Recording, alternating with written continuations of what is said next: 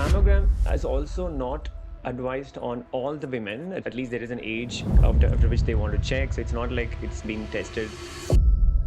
Especially women with dense breasts cannot be screened effectively with mammography. So this is actually, even eliminating that issue. Absolutely, absolutely. So this will become the standard modality for dense breast. How do you think the scale can be in every hospital in India? We should have this part of yearly screening. So if you have to achieve that, what do you think is needed? Where you're heading at this point on that journey?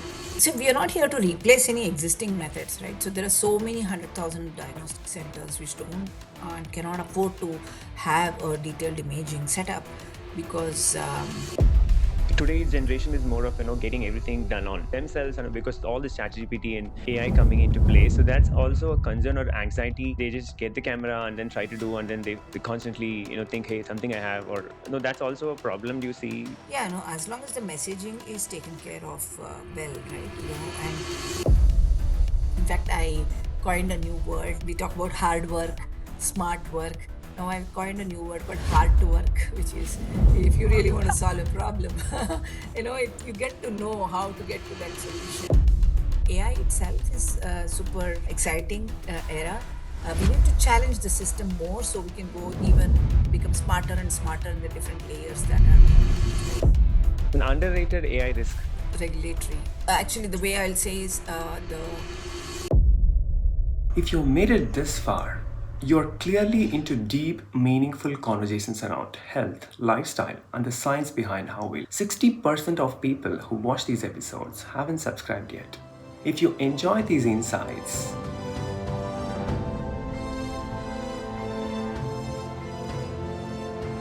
my humble request is to please consider hitting that subscribe button. It will help us bring much more curious minds, expert voices, and keep the show going. Thank you.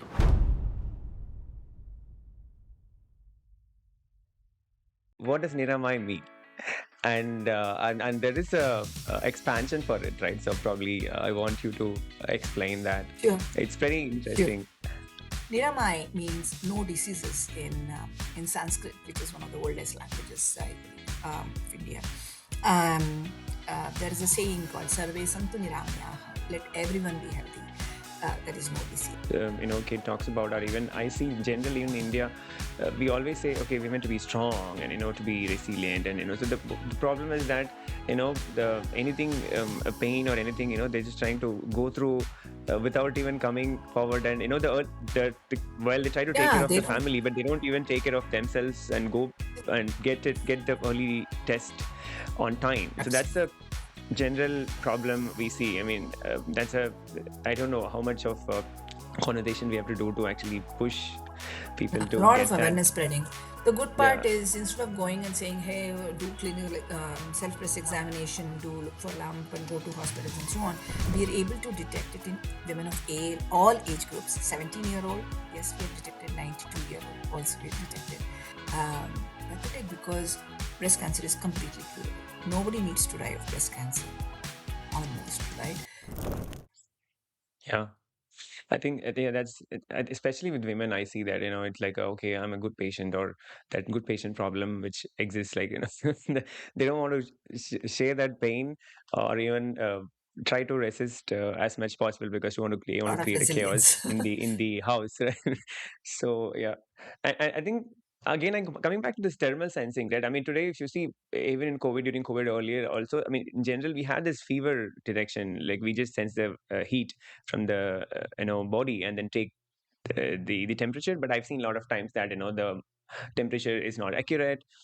Most of the time, I have to do, at least they clearly mention to take 2 to 3 times and take an average, and if you still have temperature, then probably go to doctor, or if it's high, then go probably take paracetamol, whatever it is. But then from there to actually looking at something which is very serious, which is like breast cancer, how did you crack that part of the accuracy of the data?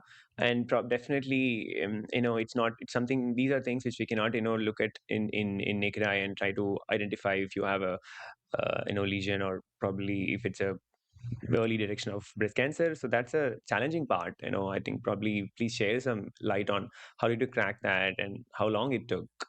for you Yeah. to get. Sure. So, yeah, from a technical perspective, yes, the device, technically cannot be considered as a thermometry device. That is a instrument to measure temperature, right? As you said, it may give some variance sometimes. But when you're actually taking an image like this, we are looking at, because okay, the temperature itself depends on the distance of the device from the body or the object that is being measured. It depends on the humidity in the area and so on and so forth in between the two, etc. So but what remains the same is that because we are talking about a small subject, which is the person who is sitting in front, the relative temperature differences are pretty accurate. Relative, right? We are not looking at, is it 32.5 degrees, 37.8, whatever. We're not looking at exact temperature variations. We are looking at relative temperature differences. And body is beautifully symmetric. Anything like my hand, left and right hand, I mean, it's not like exact, but there's pretty much similar patterns that we will see. And that's the principle of even radiology, right? When they do the analysis of x-rays or ultrasound or even MRI and so on, right? So the same principle we apply for thermal, right? First, we make it relative temperature differences. So that way there's no need for assuming that we get the exact temperature values. Second, we look at not absolute, but as I mentioned, relative. And also, we are looking at very high resolution thermal cameras, which is able to tell differences of zero point zero 0.02 degrees Celsius. It's like pretty minute variations also we are able to detect, which human eye, definitely misses. In fact, human eye, if you sort of, uh, check the thermal image, which is basically a heat map of the temperature values, we can, with human eye, can detect only 1 degree difference. We can detect 200 times more, or 500 times, I guess, right? 0.02 degree. So that is what we are looking at, right? So that improved sensitivity of sense capture of sensor data itself is one major advantage. So that's how we solve the absolute temperature issues. But in order to make it usable in a clinical setting, it's important we use the word explainable AI now. And we realized then when we showed, okay, here is 1 0, the doctor said, like, why are you saying one? Tell me more. So then we had to go in, model different elements within the system. And now we are able to give like a blood report, right? Different scores like that. We give different scores and say whether it's because of the vascular asymmetry. And also we show the image saying, see, these are the blood vessels here. These are the blood vessels, very few here. So that means there is an asymmetry. Then we show high temperature, points, which we call as hotspots or lesions, basically. So, and then what is a hotspot is also not very, not absolute temperature, but it's very determined on the person itself. And then there are some more things we innovated on as to how do we standardize the thermal image capture with AI itself figuring out when the person is ready for taking the image, because there's some kind of a cooling process that is needed. Or if a person makes a mistake of instead of taking 45 degrees, if she takes let's say 30 degrees, automatically identifying the view angle with deep learning networks and deep learning models, and then saying whether ask her to move left, etc. See, all of these has been implemented, like I said, 25 plus AI algorithms, which are very novel. We have 39 patents granted with Wow. these algorithmic innovation itself. So many things had to be, and many were like, not that in the day one we had everything worked out, right? It wasn't as accurate before. So slowly we had to analyze where it's not working, and then fix that. And when it was almost ready to go, initially we used it alongside existing methods, as I mentioned, so we did not harm the patient at all. If she had a lump, she was coming in. But if she had a positivity in ours, she was also coming in for another test, which is not wrong. I mean, she anyway everybody needs to take the test anyway, right? So when there is a false positive, where there is no major issue, but false negative, that is, we shouldn't be missing any cancer. That's what we optimize mostly. Sensitivity is what we optimize for, and we have pretty good sensitivity now. Got it. So you moved from data, probably zero data, to right now, um, I mean, how much of a data 1.5 set? Like million. one, 1.5 million image data set in the last 7 years of collecting. So Yeah, when we mostly started, recently. Yeah. yeah, that's I mean, probably that gives a pretty good base for you to build now to make it much more better. I think you already said 33 patents and much more to come from an 39, innovation yeah. standpoint. And we lost 2 years for COVID also. It was a major Mm. hit for us. But yeah. But when you initially started to collect data, the it was more of using this also as an option, or how do you now compare it with mammogram? So how, when do you think a person has to go to mammogram versus when they don't have to? Is it again this report after the thermalytics report? I mean, image comes out and you have a detailed report on it. The doctor has to advise they still have to go through mammogram if there is a sensitivity or activity in the breast, or if they see nothing, then there is no need of mammogram. And do you still need a mammogram, or we think we can avoid mammogram, or how is it? No, it all depends on the context where this can be used. In a developing country like India, where we cannot take mammography machines to villages and corporate offices or outside the hospital, where we have only 1.2% screening rate, right? We need Hmm. to sort of have a method of detecting cancer better than detecting by hand. So essentially, this will be the test that most women will do, irrespective of their age, maybe. And identify if there's an abnormality. If this is positive, then yes, she is recommended to a diagnostic imaging. It could be mammogram, it could be ultrasound, MRI, depending upon the age and several other Anyone? factors that the radiologist determines. So that's sort of the way we have positioned our solution today. And while in a US or UK kind of country today, there's considerable use of mammograms for regular screening. So instead of sort of going and say, oh, don't stop using mammo, which is not going to happen.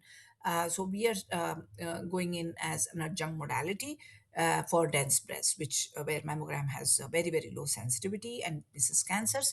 And world is looking for an alternate test, so there we go in as a additional modality to mammography. For particularly young women, there's nothing, but older women with dense tissue, it is complementary. So positioning is different, but yes, it Okay. will be the first screening method that everyone can go through.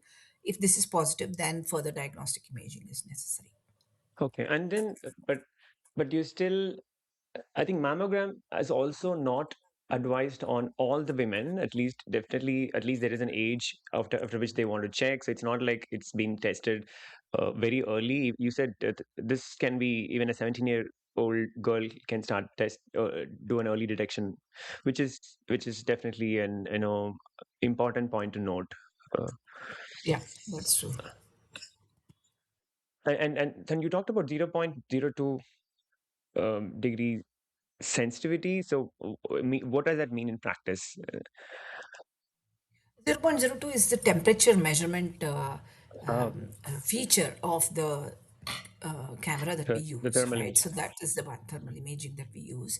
But the sensitivity is more, there are two sensitivities: thermal sensitivity and accuracy of the algorithm to detect cancer. That is also called sensitivity and specificity, the two terms. So we do have over 95% sensitivity today, which is pretty good actually. And this also what I've read from all your past discussions, also from the website, is that especially women with dense breasts cannot be screened effectively with mammography. So this is actually, even eliminating that, Yeah, issue. absolutely, absolutely. Yeah, hopefully, you know, so this will become the standard modality for dance press. Let's see. So how do you, I mean, right now, what is, I think even here, when I go to the hospital, still there is a standard, breast cancer is they only think of mammogram. You said, the position is different in other Western countries than in India. So what is stopping, even in India, I think, how much of the adoption of this across hospitals, and how do you think the scale can be in every hospital in India? Probably we should have this part of, you know, yearly screening. So if you have to achieve that, what do you think is needed, and where you're heading at this point on that journey? See, so we are not here to replace any existing methods, right? So there are so many 100,000 diagnostic centers which don't and cannot afford to have a detailed imaging setup because it's just not capex and opex friendly, right? And Right. also And also there's a lot of women who come in there for doing simple blood test and so on. So we want to be able to integrate this into annual health checkup in every hospital, every diagnostic Mm. center, every corporate office. I want to do it once a year. Every village we want to do once a year. So this kind of scale requires, for example, government support, policy changes, and also awareness in women, I would think. Yeah. So yeah, so that's the direction we are going. We've made considerable progress. Our test has been used in multiple states, also in pilot and a little bit bigger than pilot mode, like Punjab, Karnataka, Maharashtra, Assam, Uttarakhand, Andhra Pradesh, Telangana. All the So big many of companies these. should do, right? A lot All the of big companies have companies. also done Google, Microsoft, Accenture, NetApp, Make My Trip. So Wow. many of them have already done the test. We have also done corporate camps in New York and Chicago and other places also. But of course, we have to do more, and people should come out because it hardly takes 10 to 15 minutes of their time in their regular job, which, it will be a great boon for the ladies. But how does it scale? Like the product is with Niramai, and then when you so the it's more of a subscription, or probably you sell the imaging sensing the camera to them, and then the data is collected and probably analyzed and processed by Niramai, and then the report is sent out. So is that the whole process looks like? And let's say if you have to install it in a hospital or probably a corporate, again, it may not be like the data may be collected once a year, if I understand, or probably 6 months, or if a new person joins the company. Like, how do you set up this process? I mean, let's say if you want to scale this with across India, and let's say in all the corporates, let's say they should have a screening of this sort for all the women employees, right? So do you think that's the process which, if I said it Yeah, correctly? there are two components. One is the hardware. We don't make the hardware. There are lots of sensors available. We sell it, for making it simpler for our customers. So the hardware is taken, and then it's a SaaS-based solution. Just like you go to google.com, microsoft.com, you Right. just go to thermalytix.com and then upload the 5 images. But that requires some training from the technician perspective. So we do Hmm. that, and then click, click, click, the report is generated. So it's extremely scalable because it's all cloud hosted, and and then the device is available anywhere in the world. One could Right. buy it off Amazon.com, and then we can do the training remotely, and they can hook it up, and then anyone can go Okay. live very So we quickly. don't have to have a specific camera or lens or anything which is more custom to capture We this. It's like, suggest what one. Definitely, only a hmm, few models are qualified because there are so much variety. There's so much variety in thermal cameras, but we guide the customer which one to buy. We also sell it along with our software if right, that's what you want. to make it more simpler. Yeah. Thank you. I think this is definitely, I mean, I hope this scales across the India. I think it's nothing to lose, definitely having the screening in your office anywhere. So it's more of helping the employees to be more aware ahead of time if there is any abnormalities. That's true. Again, do you think also today's generation is more of getting everything done on themselves, because all the ChatGPT and AI coming into play, so that's also a concern or anxiety, like, okay, they just get the camera and then try to do, and then they constantly think, hey, something I have, or no, that's also a problem. Do you see, Dr. Geetha, from more of a No, selfly to try as to long do as the more of. messaging, yeah, no, as long as the messaging is taken care of well, right? And what we call as intended use, it's a technical term, clinical, and used by the regulatory teams, regulatory bodies, is that so as long as we are taking care of and mentioning very clearly what is the intended use, then and as long as the patients know why they're using it, right, then Hmm, we are in good shape. End users doing the testing themselves is not a bad idea at all, because that is the hmm, way preventive health checkup can pick up, and early detection is definitely possible because of that reason. So that's what we want to bring even to breast health. For a mobile app, can we there is an attachment, can we make it like a self-use device, right? hmm, Because the idea is everyone needs to identify if there's an abnormality early enough and then rush to the hospital, be it like a cardiac arrest also. We teach, right? How do we identify these kind of signals? Yeah, and then we have a glucometer at home to check the sugar levels, right? And if there's overshooting, go to the hospital. So that's the best way, because even, for example, NHS UK is talking about 10-year plan, where how can we move the care closer to home, right? That's the way it is actually scalable. If everyone needs to come to a hospital, uh, it won't scale. It's not repeatable. Also, it's not easily implementable as well, both Hmm. economically and practically perspective, feasibility perspective. If you made it this far, you're clearly into deep, meaningful conversations around health, lifestyle, and the science behind how we. 60% of people who watch these episodes haven't subscribed yet. If you enjoy these insights,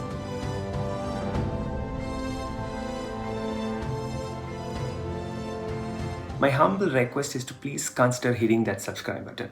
It will help us bring much more curious minds, expert voices, and keep the show going. Thank you. Yeah, So I it's think good. it's more of education. As long as if you're doing a self screening, but then at least the opinion of what is that It's data only a talks risk about, that you need to assessment. go to. Yeah, at least discuss with the doctor or your healthcare professional. That's important. Thank you, Dr. Geetha. I think it's a definitely it's a cutting edge, and the technology from India, but it's going global. And I wish every hospitals and places and start leveraging the technology available in terms of reducing, or the number of breast cancer cases which actually could be detected, and the lives could be saved. There are more lives could be saved, as you said, and that's important. So moving to AI, right? I think I wanted to pick your brain on the currently there's a lot of I know you've been pioneer in the AI from 2000. You said you started doing machine learning, and it's more than 25 years of experience there. But today, from after the ChatGPT, there's a lot of hype, and now become so many companies are venturing into the LLM space. And I think today, if you look at it from an AI, and the way things operate is controlled by pretty much changed from 4 or 5 corporates. What they do, everybody starts adopting. So do you think that kind of a control is good, or more democratization in terms of the AI, or you know what do you feel the future looks like from an AI standpoint? Like, with AI agents coming in, everybody wants to see. Again, I don't see there is a strategy around, because there is something in the a buzzword comes in and everybody starts going behind. So maybe share your thought process on how this is shaping now. Yeah, so I think definitely there are a few big companies who are providing, for example, cloud services, few to be named, or compute services, few to be named, AI models, few to be named, etc. So definitely there is some kind of multiple polarities there, which is also somewhat what happened to sort of maybe laptop servers, etc., right? And after that, the platform thing came in, and then OS became kind of standardized, and then the next layer. So I'm just thinking this is just sort of we are moving up the stack, right? And putting intelligence into, and commoditizing the basic needs of building more and more intelligent um, platforms and solutions and applications right over it. So yes, everybody may not want to make laptops. So in the same way, everybody may not want to be a cloud provider. But that doesn't mean uh, people can't develop cloud applications, right? In the same way, right? And I can see that there's so much potential for democratizing development of newer solution, making faster time to market, with it's probably going to be like a festival season era for startups. It becomes, because we were talking about that when I wrote the book on cloud, right, long back, how it's so startup friendly, because you don't really have to buy big servers and you pay as you go. So a similar concept, expanding to the next level, you don't have to sort of figure out how to write those probability models, machine learning model. Now we're like, you have everything sort of in one already cooked up configuration, and then now what you build is fine tuning to certain applications, fine tuning and solving the real problems on it. And the skill set needed to use these systems will is going to sort of slightly drift towards more about people who can think about uh, problems in a digitized manner, solutions in terms of chaining up multiple existing solutions or components, and things like that, right? So that's sort of the agentic piece that's coming in, right? How can I think about my task as a group of subtasks, and subtasks can be solved on its own.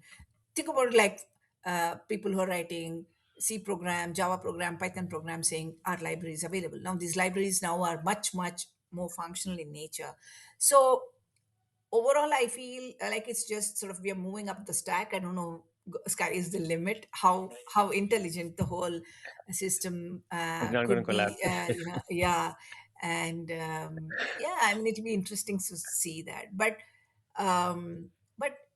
everywhere there is an opportunity, we need to identify what kind of skills are needed to get to that opportunity. Hmm. And problems will remain, and we need to be able to identify the problem, relate to a problem which you can solve from your heart. I always believe in this passion driving to the right solution. And in fact, I coined a new word. We talk about hard work, smart work. Now I've coined a new word called hard to work, which is if you really want to solve a problem, you get to know how to get to that solution, Yeah. because it's not going to be a single domain thing. It's going to be interdisciplinary. You need to learn a lot. So cooperative, collaborative methodology is one way. Building on what the others have done is another way. So this is all exciting era, I would say, and we should take it in a positive stride.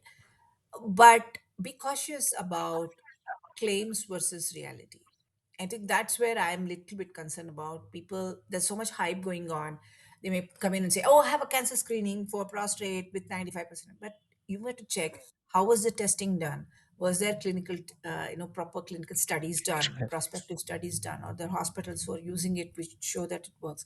So this authenticity of claims, and having a governance body or a structure where we can ensure that only valid, authentic apps, if I want to call them, can exist in this kind of public world.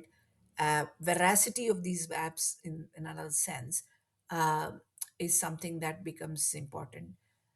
And also data privacy, cybersecurity, those problems will continue to be there. And Yes. how do we do these with all those privacy maintained and reduce misuse of information?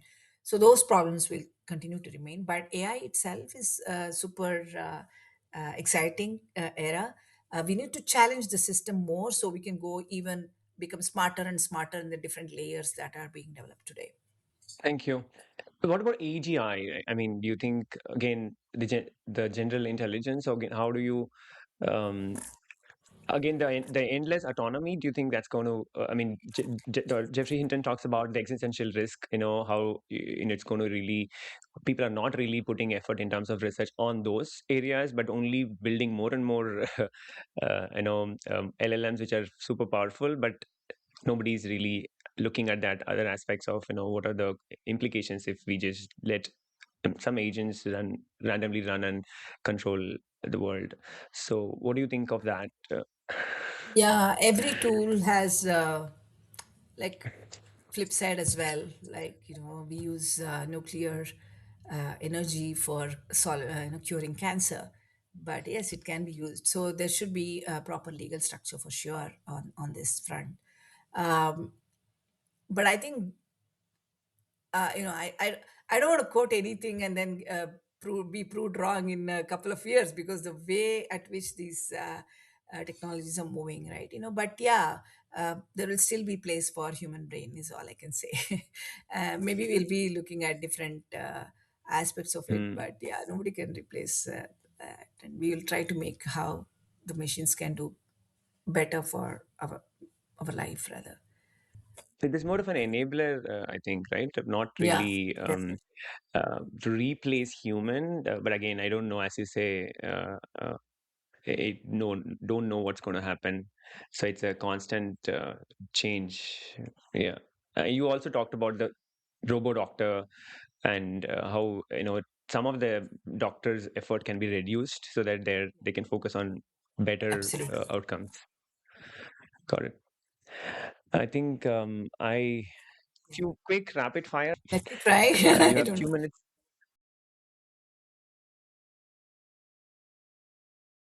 Sure, sure. Okay. I will not take much time. So the rapid fire first question is on one AI myth you want the world to stop believing. AI can replace humans in whichever field. An underrated AI risk, Um, Regulatory, or regulatory. Yeah, true. actually, the way I'll say is the skill needed to have regulatory controls. Hmm. So I think people who are doing the regulatory body are also not, they, I mean, it's very difficult to get that skill, right? That is the risk I feel, right? Right. They should be Yeah. No. knowledgeable more than like even the developers, and why would developers go and sit there? So that I feel is like, is the main thing, that we need to develop that expertise as to see within, like, once you become an experienced person, you can go look at your team members code and say, okay, have you taken care of this condition? And that's the only thing they wouldn't have taken care of, because by experience that is what is the thing, right? How do we get to that stage from a regulatory standpoint? It's very difficult. Very difficult to, that's the place I feel is a risk place, which I is not. hope they. I think I hope they don't build another AI agent to do that. Yeah, I mean, they may. I mean, I did look at some startups who are trying to do for other things, but yeah, this is what, yeah. I also heard that there's going to be they're looking at completely replacing the whole cleaners. A lot of big companies talking about it completely with AI. So one is they actually reduce the healthcare costs. They don't have to really pay for insurance and everything and maintaining them, and they can work 24 hours. The human cannot do Yeah, that. So it's like a dangerous situation. I don't know how it's going to go forward. Accuracy or explainability? Quick pick. it has to be a combination. It has to be a combination. Cannot No, be. I mean, it's not Yes. political thing, but just being explainable, of course. At least if it is explainable, you can. No, explainability is different from, like, just because if you're explainable, it doesn't mean you're accurate, or the accuracy of Hmm. explanation is also important, right? So Important. it has to be accurate and accurately represent the explanation of the result. Yeah. Yeah. I think fair point. A global rule you'd impose on all AI companies. Um, Expose your testing framework and testing Wow. methodology. Interesting. Yes. True. Yeah. That's a good one. A healthcare innovation you admire other than the NIRAMAIs. That's good. Actually, I still admire the robotic surgery piece. There's a lot of robotic, very, very minute things that happen. There's so many things Like robotic that's happening treatment around the that world. the robo Yeah, robotic surgeons, surgery, which is yeah, the remote physicians, robotic surgery. I exactly. still, because it's a very high risky one, but yes, that's something Yeah. I really admire. It's working, by the way. Yeah. Right. Out of brain surgeries, I also heard. I was talking to a neurosurgeon. So yes, that's a very important space to be. One thing women misunderstand most about breast cancer. Unless there's a lump, I don't need to go to anyone. And every Yeah. lump is cancer. Both are wrong. Yes, both are wrong. A technology that excites and scares you.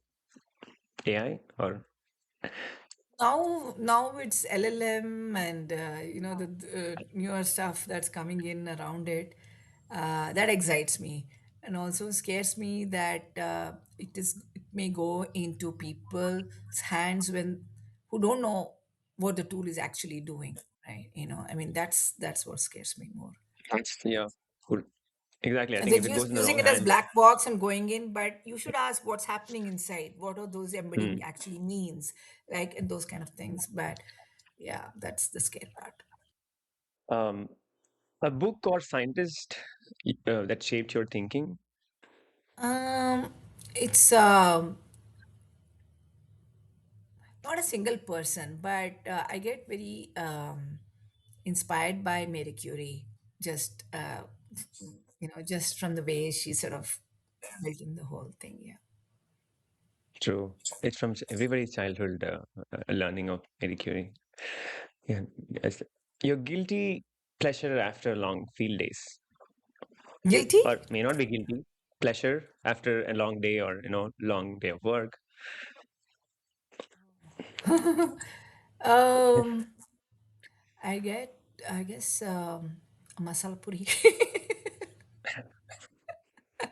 My wife also likes that puris. Tea or coffee, which kicks your day? Coffee person or I've stopped taking both, but coffee is something, it's extremely tempting for me. yeah, true. One word that defines your journey. If you have to put one word, purpose. Define my journey. What a beautiful question. Out of words. Sometimes you can't put it somewhere into Learning, I words. think. Enjoy the learning, I think. True. Yeah. Learn, enjoy. Yes. Happy to be happier. That's true. Be in the If present moment. Thermalytics could talk, no, if Thermalytics could talk to you, what would you say? Why did you Thank call you. me Thermalytics? It's very Oh yeah. complex. Okay. I didn't expect that. All right.